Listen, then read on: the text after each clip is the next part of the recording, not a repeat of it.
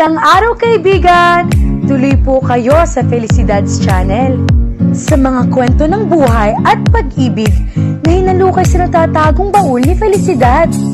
Pero bago po tayo magpatuloy, huwag niyo pong kalilimutan na i-like ang video, i-subscribe ang channel, at i-click ang notification bell para lagi kayong updated sa mga parating pa na upload.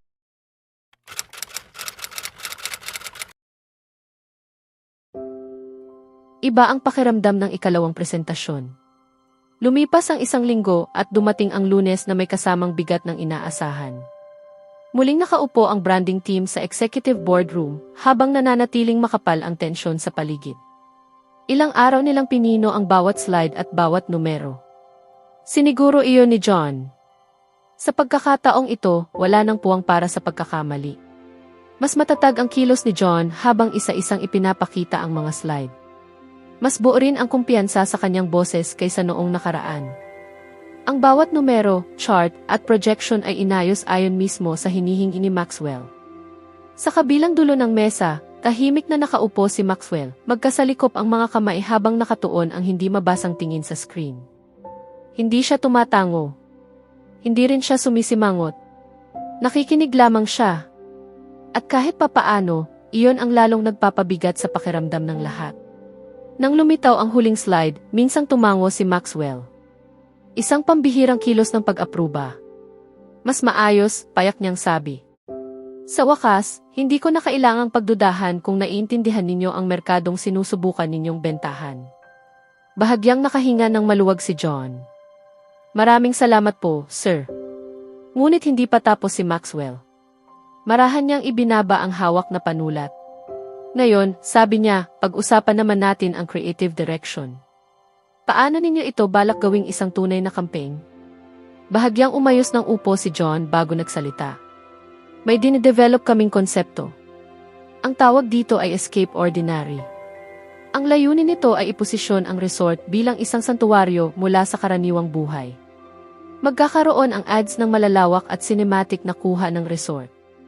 Mga infinity pool, pribadong villa, fine dining. Nasasabayan ng narrative voice-over na mag-aanyaya sa mga tao na iwan pansamantala ang gulo ng pang-araw-araw na buhay. Hindi man lamang nagbago ang ekspresyon ni Maxwell. Kaya, makikinis na vacation shots na may tagline. Malamig niyang sabi, iyan na ang malaking ideya ninyo. Nag-atubili si John. Mas malalim pa roon ang dahil sa ngayon, para lang iyang ordinaryong travel commercial, putol ni Maxwell, maikli at matalim ang tono. Kaya kong makahanap ng 12 ng ganyan sa YouTube sa loob ng 10 minuto. Ano ang magpapatingkad dito bilang atin? Ano ang dahilan para hindi ito basta malimutan? Bahagyang bumuka ang bibig ni John, ngunit walang lumabas na salita. Dahan-dahang inilibot ni Maxwell ang tingin sa buong silid. Kaninong ideya ito? Nabalot ng katahimikan ang boardroom. Humigpit ang panga ni John, ngunit bago pa siya makapagsalita, bahagyang nagtaas ng kamay si Amara. Akin po ang ideya, sabi niya, matatag ang tinig. Dumiretso kay Amara ang tingin ni Maxwell. Siyempre naman, mahina niyang sambit. Taglay ng boses niya ang pamilyar na talim na kayang sumugat nang hindi kinakailangang magtaas ng tono. Ginang Cruz, maaaring kahanga-hanga ang konseptong ito para sa isang first-year marketing student, pero malayong-malayo pa ito sa pamantayan ng venture and corporation. Hindi kami gumagawa ng basta maganda lang tingnan dito. Gumagawa kami ng may impact. Nararamdaman ni Amara ang pag-init ng kanyang lieg, ngunit mas lalo niyang itinuwid ang likod. May paggalang pong sinasabi, sir, pero higit pa ito sa pagiging maganda, sagot niya. Aspirational ang konsepto nito. Hindi lang lugar ang ibinebenta namin kundi isang pakiramdam. Isang pagtakas na hinahangad ng mga tao, pero iniisip nilang hindi nila kayang maabot. Ang layunin nito ay lumikha ng pagnanasa, hindi lang awareness. Bahagyang ikiniling ni Maxwell ang ulo, tila naaaliw. Hindi pagnanasa ang nagbebenta ng mga kwarto. Estratehiya, malamig niyang tugon. At sa ngayon, wala akong nakikitang estratehiya. Ang naririnig ko lang ay mga katagang pwede mong mabasa sa kahit anong lifestyle blog. Hindi mapakali si John sa tabi nila. Sir, ang ibig sabihin ni Amara. Hindi ko kailangan ng tagapagsalin, Ginoong Prito, matalim na putol ni Maxwell habang nananatiling nakatitig kay Amara. Kung ipagtatanggol mo ang isang ideya sa silid na ito, Ginang Cruz, mas pagbutihin mo kaysa sa mga malalabong pilosopiya. Mariing ikinuyom ni Amara ang kanyang mga kamay sa kandungan upang pigilan ang panginginig ng mga ito. Hindi po malabo, sagot niya. Ang estratehiya ay matinding pagtimo sa damdamin. Hindi laging maingay o marangya ang exclusivity. Minsan, tahimik ito. Sadya. Gusto naming maramdaman ng manonood na hindi para sa lahat ang resort na ito. Para lamang ito sa mga taong mailakas ng loob na tumakas sa karaniwan. At ang framing na iyon ay hindi lang umaakit ng mga bisita. Inaakit nito ang tamang klase ng bisita. Bahagyang yumuko si Maxwell, inilapat ang mga siko sa mesa habang lalong tumalim ang tingin. Kaya ang napakagaling mong plano ay sadyang itaboy ang malaking bahagi ng merkado sa pag-asang mas malaki ang babayaran ng matitira para lang maramdamang espesyal sila. Opo sir, mabilis na sagot ni Amara bago pa niya mapigilan ang sarili. Dahil iyan mismo ang ibinebenta ng luxury. Hindi convenience. Hindi affordability. Kundi status. Hinayaan ni Maxwell na manatili ang katahimikan. Hindi pa rin mabasa ang kanyang mukha, bagaman bahagyang kumibot ang kalamnan sa kanyang panga. Mapanganib na paniniwala iyan para sa isang taong may ganyang antas ng karanasan. At gayon paman, sagot ni Amara nang hindi natinag ang boses, iyan din ang paniniwalang bumuo sa bawat pangunahing luxury brand sa merkado. Hindi ka nagbebenta sa lahat ng tao. Nagbebenta ka sa ilan. At pinapangarap ng lahat ng iba pa na sana kabilang sila sa ilang iyon. Hindi inaalis ni Maxwell ang tingin sa kanya. At paano kung magpasya ang ilan mong iyon na hindi pala sulit ang lahat ng ito? Paano kung ang exclusivity na ipinagmamalaki mo ay mauwi lang sa paglayo nila? Ano nang mangyayari pagkatapos? Mag-adjust kami, agad na sagot ni Amara ng walang pag-aalinlangan. Pag-aaralan namin ang magiging tugon nila at magpipivot kung kinakailangan.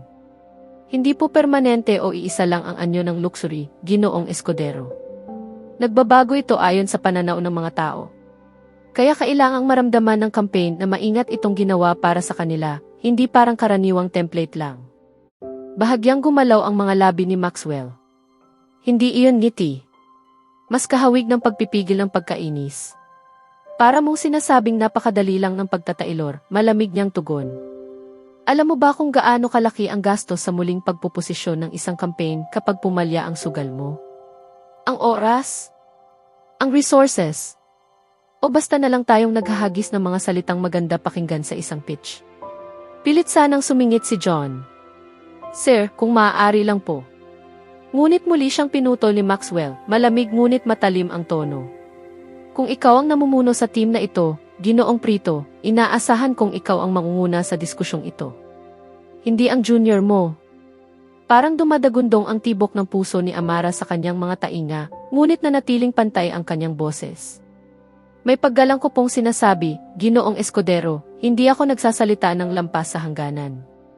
Nagtanong po kayo. Sinagot ko lamang. Hindi ito basta sugal lang. Isa itong kalkuladong panganib. Sinusuportahan ng datos ang sikolohiya sa likod nito. Lumilikha ng demand ang scarcity, lalo na sa isang merkadong puna ng magkakatulad na alok. Hindi ang layunin namin na maibenta ang bawat kwarto. Ang layunin ay gawing tila mahirap makuha ang bawat isa. Hanggang sa maramdaman ng tamang kliyente na kailangan nila iyon. Bahagyang sumandal si Maxwell at itinupi ang mga braso habang nananatiling nakapako ang tingin kay Amara. Kalkulado, ulit niya. Magandang salita iyan. Pero nasaan ang patunay na maghahatid ng resulta ang kalkulasyon mo? May projections ka ba? Mga numero? O puro instinct lang ito ng isang taong 7 taon na wala sa industriyang ito? Tumama ang patutsada, ngunit hindi na tinag si Amara. Nasa updated deck po ang projections. Page 23, kalmado niyang sagot. At hindi ibig sabihin na nawalan ako ng trabaho sa loob ng 7 taon ay wala na akong pag-unawa sa merkado. Sa totoo lang, mas nagkaroon pa ako ng pananaw kung paano ito nagbago. Kung ano ang hinahanap ng mga kliyente ngayon. Hindi lang kung ano ang dating epektibo. Isa-isang binuklat ni Maxwell ang deck nang hindi inaalis ang tingin sa kanya, na para bang sinusubok nito kung hanggang saan ang kaya niyang panindigan. Pananaw, ulit niya. Sabihin mo nga sa akin, Ginang Cruz, ano ang dahilan para isipin mong ang pananaw mo ay nagkakahalaga ng milyon-milyong dolyar na advertising spend? Dahil hindi ko ito tinitingnan bilang isang executive na gustong magpasikat sa board, sagot ni Amara, mas matatag na ngayon ang tono. Tinitingnan ko ito bilang mismong kliyenteng sinusubukan ninyong abutin. At sa ngayon, masyadong ibinebenta ng luxury hospitality ang ingay habang kulang naman sa kahulugan. Binabago iyon ng campaign na ito. Biglang nabalot ng matinding katahimikan ang silid. Sa loob ng ilang sandali, tila huminto ang lahat. Maging si John ay mukhang gustong magtago sa ilalim ng mesa. Nakatitig siya kay Amara na para bang hindi niya malaman kung inililigtas ba nito ang pulong. O tuluyan ng winawasak ang sariling karera. Mariing nagdikit ang mga labi ni Maxwell habang tila binabaon ng tingin si Amara. Naroon na iyon. Ang sandaling maaaring tuluyan niyang durugin ang argumento nito. O tahimik na amining may punto ito. Matagal siyang nakatitig kay Amara, nananatiling imposibleng basahin ang ekspresyon. Pagkatapos, nang walang anumang salita, tumayo si Maxwell, tinipon ang kanyang mga papel, at naglakad palabas ng silid. Sumunod si Bert makalipas ang ilang hakbang. Bago tuluyang isara ang pinto, sumulyap muna siya kay Amara. Mabilis na ngisi. At isang halos hindi mapansing thumbs up. Pagkatapos ay nawala rin siya, kasabay ng marahang pag-click ng pagsara ng pinto. Nanginginig na napabuga ng hininga si John. Ano bang mayroon sa iyo at parang hilig mong galitin siya? Hindi sumagot si Amara. Mahigpit niyang pinagdurugtong ang mga kamay sa kanyang kandungan hanggang sa mamuti ang mga buko ng daliri, ngunit nanatiling matatag ang kanyang mga mata. Habang nasa biyahe patungo sa susunod nilang lunch meeting, nakaupo si Bert sa harapang passenger seat at bahagyang lumingon kay Maxwell na nasa likuran. Ang tahimik mo simula pa kaninang meeting, puna ni Bert habang nagtataas ng kilay. Hindi sumagot si Maxwell. Nakatutok lamang ang tingin niya sa labas ng bintana, nananatiling mahirap basahin ang ekspresyon. Ngumisi si Bert. Humanga ka sa kanya, hindi ba? Kanino? Malamig na tanong ni Maxwell na tila walang ideya sa tinutukoy nito. Kay Ginang Cruz, walang pag-aalinlang ang sagot ni Bert. Matalas siya, Maxwell. Malinis bawat sagot, walang pag-aalinlangan. Parang ipinanganak siya para sa creative department ng Venture and Corporation. Bahagyang kumibot ang panga ni Maxwell. Hindi ako naaapektuhan ng mga salitang nasa papel, maikli niyang tugon. Pero hindi lang naman salita iyon. Iyong paraan ng pagsasalita niya. Parang palagi siyang 5 hakbang na nauuna mag-isip.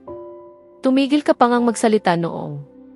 Personal assistant ka na ba niya ngayon, Ginoong Wenceslao? Matalim na putol ni Maxwell. Si Ginang Cruz ba ang nagpapasahod sa iyo, o ako? Ngunit mumiti lamang si Bert, hindi man lang natinag, sa kamuling humarap sa windshield. Isinandig ni Maxwell ang ulo sa upuan at hinayaang malunod sa katahimikan ang walang tigil na daldal ni Bert. Humanga. Iyon ba talaga? Hindi. Padalos-dalos lang siya. Iyon lang. Padalos-dalos. At nakakairitang sobra ang tiwala sa sarili. Isang junior associate na hindi marunong manahimik. At gayunman, paulit-ulit pa ring bumabalik sa isip niya ang lahat. Ang paraan ng pagtitig nito sa kanya. Kung paano ito hindi natinag kahit pilitin niya. Kung paano hindi bumigay ang mga sagot nito kahit nasa ilalim ng matinding pressure. Marahang nagbuga ng hininga si Maxwell habang marahang tinatapik ng kanyang mga daliri ang tuhod. Hindi ito mahalaga. Isa lang siyang associate. Isang presentasyon lang iyon. Muli niyang ibinalik ang atensyon sa lungsod na mabilis na dumaraan sa labas ng bintana, pilit inililihis ang isip. Hindi ako nadidistract sa mga empleyado. Lalo na hindi sa kanya. Ngunit ang refleksyon niya sa salamin ay tila hindi kasing kumbinsido ng mga pilit niyang iniisip. Sa susunod na kabanata, isang hindi inaasahang sitwasyon ang magtutulak kina Maxwell at Amara na mapag-isa sa isang mahalagang proyekto. At doon magsisimulang mabasag ang malamig na distansyang pilit nilang pinanghahawakan. Ngunit habang mas nakikilala ni Maxwell ang totoong pagkatao ni Amara, may isang tao mula sa nakaraan nito ang muling lilitaw at magdadala ng gulong maaaring sumira sa lahat ng unti-unti nilang nabubuo. Kaya abangan natin